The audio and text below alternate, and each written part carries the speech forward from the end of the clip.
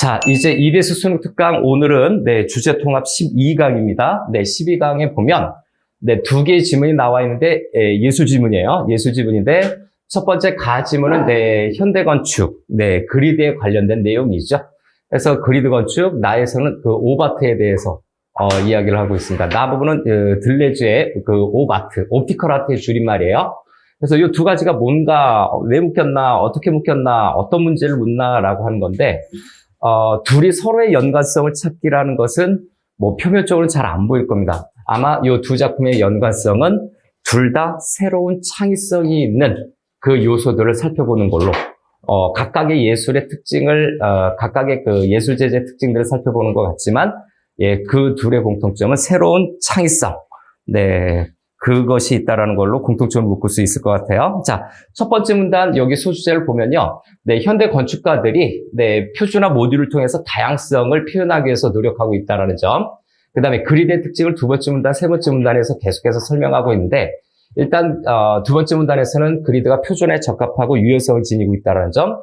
그 다음에 세 번째 문단에서는 그리드가 환경을 통합할 수 있는 능력도 있다라고 간단하게 의의를 정리할 수 있는 부분인데, 자, 어떤 내용인지 빠르게 갑니다. 다시 한번 이제 첫 번째 문단부터 자세히 좀 분석을 해볼게요. 자, 1문단.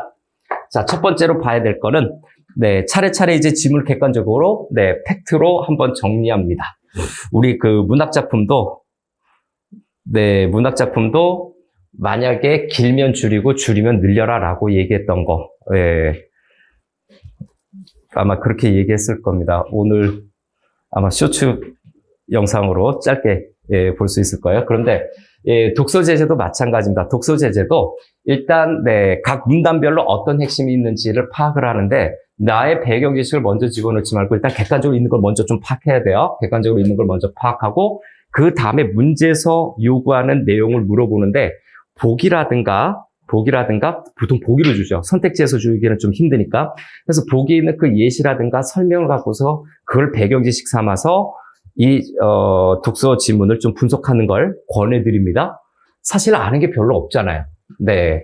솔직히 얘기하면 앞으로 이제 이 부분에 대해서도 좀 많은 얘기를 하게 될 수도 있는데, 티칭을 하는 내 입장에서도 봐도 살아오면서 좀 짬밥이 쌓여서 그 배경 지식, 귀에 들어온 게 좀 있어서 이해하는 것이 가끔은 있을 수 있는데, 그래도 10개 지문을 보면 9개는 몰라요. 특히 과학 지문, 이거 대통, 이거 뭔 얘기하는 거지? 이런 느낌이 들 정도로 몰라요. 그런데도 불구하고 문제를 풀 수 있다. 수능에서 여러분한테 요구하는 것은 문제 해결력이다. 라고 하는 것을 다시 한번 잊지 말고. 자, 그래서, 일단 객관적인 내용이 무엇인지를 체계적으로 정리해라. 긴 것은 줄여라. 라는 것을 독서 지문에 강력하게 제시하고 싶습니다. 그 이메일 따로 보낸 친구, 요거 영상 보면 거기에 해답이 좀 됐으면 좋겠어요. 읽어도 모르겠다. 남들보다 한 3배 정도 시간을 투자하는데도 안 나오는 경우는 뭐다? 객관적으로 보세요. 내 머리에 선입견을 먼저 생각하지 마시고 객관적으로 먼저 있는 그대로 받아들여라. 읽는데 시간이 많이 걸린다. 그 다음에 읽어도 제대로 정리가 안 된다. 이 두 가지 케이스가 보통 나타나는데, 일단 읽어도 시간이 많이 걸린다는 건 모두가 중요하지 않습니다. 중요한 키워드를 좀 이끌어내서 그걸로 함축을 시켜버리면 돼요. 긴 건요. 자, 일단 첫 번째 문단 보시죠. 첫 번째는 이렇게 할까요? 현대 사회, 현대 문명의 특징이 무엇인가? 현대 문명의 특징에 대해서 먼저 좀 체크해 보겠습니다. 현대 문명의 특징은요, 표준화를 중시하는 거죠. 그래서 표준화를 중요시하는 점과 표준화를 중시하는 점과 그 다음에 개성을 중시하는 점이 있죠. 그래서 개성을 중시하는 것이 혼재되어 있다라고 하는 거죠. 실제 지문을 읽으면 표준화를 중시하는 요거의 예시는 뭡니까? 요거의 예시는 생산 시스템이죠. 생산 시스템까지 다 한꺼번에 하려면 좀 복잡한데, 일단 표준화를 먼저 기억해 놓고 생산 시스템이 그 하위 요소로 보면 돼요. 그 다음에 개성을 중시한다라고 그랬죠? 개성은 어디에서? 문화 현상이 있어요. 그래서 문화 현상으로 볼 수가 있는데, 근데 이 둘이 어떤 관계냐라고 했을 때 서로 네, 상반되는 가치를 요구한대요. 그래서 상반된, 서로 충돌, 반대는 된다는 얘기예요. 상반된 가치를 요구하고 있다라고 하는 겁니다. 상반된다라고 하는 것은 서로 차이가 난다라는 점이죠. 네, 글씨가 좀 가렵네요. 상반된 가치를 서로 요구합니다. 그래서 표준화 개성은 서로 네, 대조적이다라고 이해하면 되겠습니다. 그 다음에 여기 소주제에다 이미 적어놨는데 이거에 대해서 네, 현대 건축가들은 이제 분야를 줄인 거죠. 현대 건축가들이 노력을 하고 있는데 어떤 노력을 하고 있는가라고 봤을 때 저기 표준화, 앞에 언급했던 네, 표준화라고 하는 모듈 안에서 네, 모듈의 범위 내에서 다양성을 나타내기 위한 시도를 한다는 내용이죠. 이렇게 표준화와 다양성을 혼합하려는 노력을 하고 있다라고 보면 됩니다. 자, 첫 번째 문단 끝났네요. 다음 두 번째 문단으로 넘어가겠습니다. 두 번째 문단. 네, 문장으로 보면 좀 복잡한데 이것도 되게 많이 한 거예요. 네, 표준화를 중시하고 개성을 중시하는 것이 서로 상반되어 있는 현실 내에서 건축가들은 그 상반된 요소를 서로 혼합하려고 노력하고 있다. 이렇게 이해하면 굿입니다. 잘 이해하는 거예요.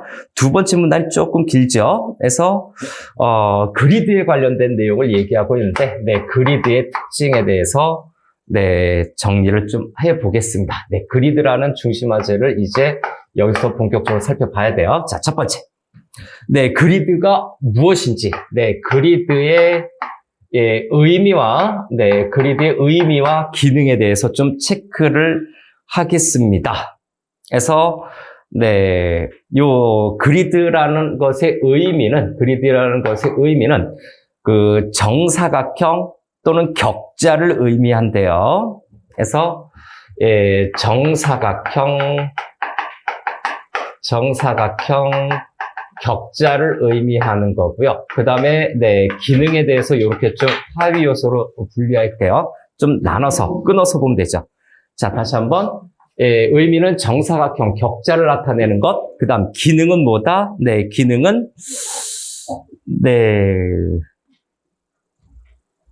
그렇죠? 네, 격자.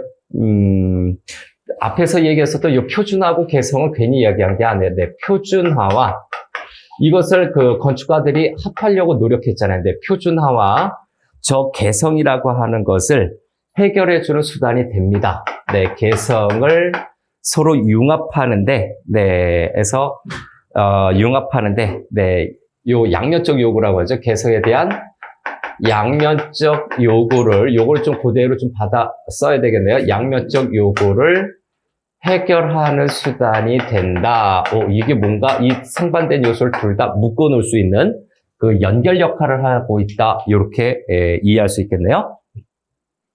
그래서 이 기능에 대해서인데 기능은 여기에서 그냥 끝나면 안 될 것 같고 하나 더 치고 들어갈게요.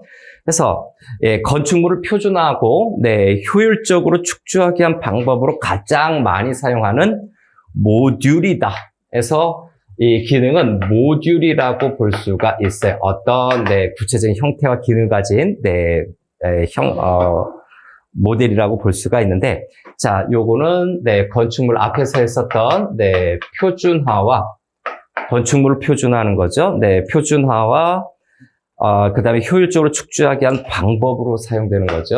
표준화. 그 다음에 효율적으로 건축물을 축조하기 위한 방법으로 사용한다.